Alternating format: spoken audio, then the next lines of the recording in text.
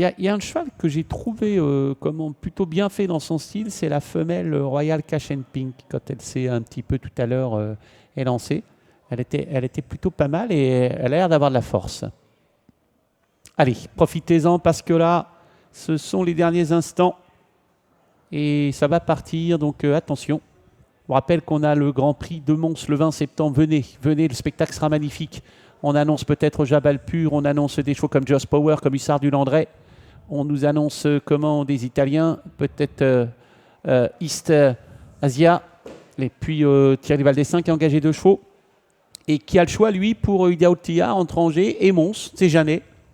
Pourrait être aussi une jolie perspective. Ça se complique déjà pour l'élite de l'eau qui est remise, mais qui a montré son caractère, qui nous l'a rappelé.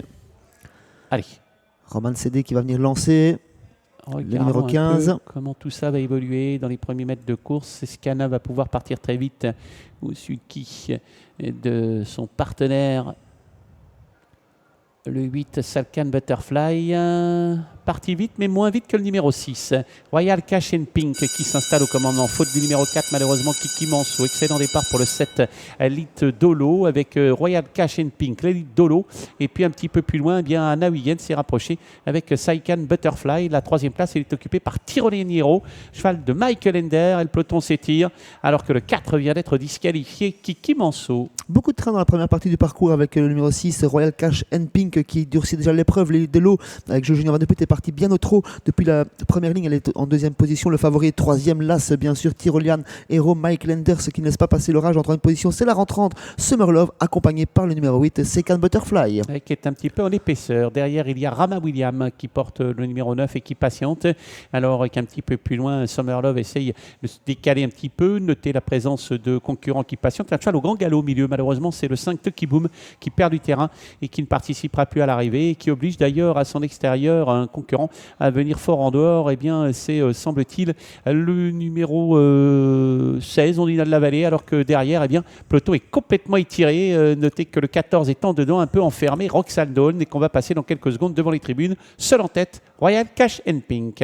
Le Castal qui reprend l'allure à présent, le peloton devrait se reformer derrière lui avec dans son sillage toujours l'élite de l'eau, accompagné dans quelques instants par le numéro 8, Second Butterfly, 4e place pour Tyrolian Hero, le favori. Summer Love vient en 5e position et on se rapproche depuis l'arrière-garde avec le numéro 10, Olivia RW, qui se range à présent dans le sillage de Summer Love. Elle tire énormément la jument de tête, Royal Cash and Pink. On va voir si elle va pouvoir aller jusqu'au bout parce que depuis le début, son partenaire essaye de tempérer ses ardeurs et ce n'est pas facile. 2e place pour le 7, l'élite de l'eau qui se trouve à distance alors qu'on aborde le début de la ligne d'en face.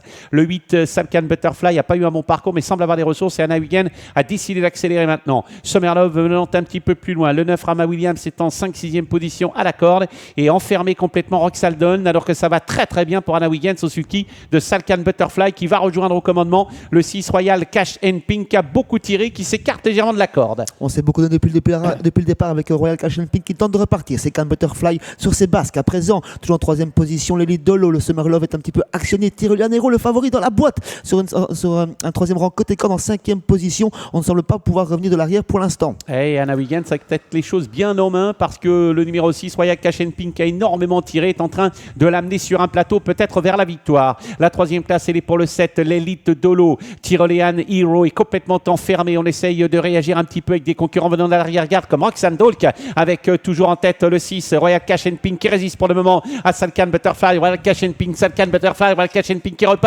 Salcan Butterfly est en 2e position. Royal Butterfly, Royal Cash and Pink qui va l'emporter devant le numéro 8 Salman qui termine au 2e rang. Tyrolian Hero Las va prendre la 3e place. La 4e sera pour le 14 Roxane Dawn. 6, 8, As et 14 pour ce dernier rendez-vous ensemble durant ce grand direct.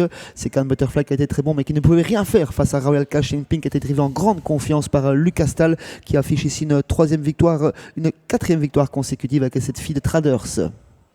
Oui, et qui a vraiment été extra au canter. Nous avait beaucoup plu, Sébastien, 5,90. Elle l'a fait de bout en bout, elle s'est dépensée pourtant.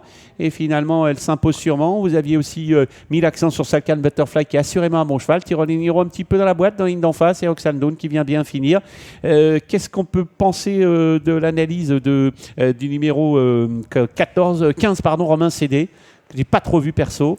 Malheureux, Drivel arrière-garde et qui ne se fait pas spécialement intéresser à la course sera à revoir un peu plus tard. Et on va retenir Roxal Dawn qui court très très bien, qui reprend le fil de ses bonnes sorties, qui vient pimenter les rapports des combinaisons élargies à 52 contre 1.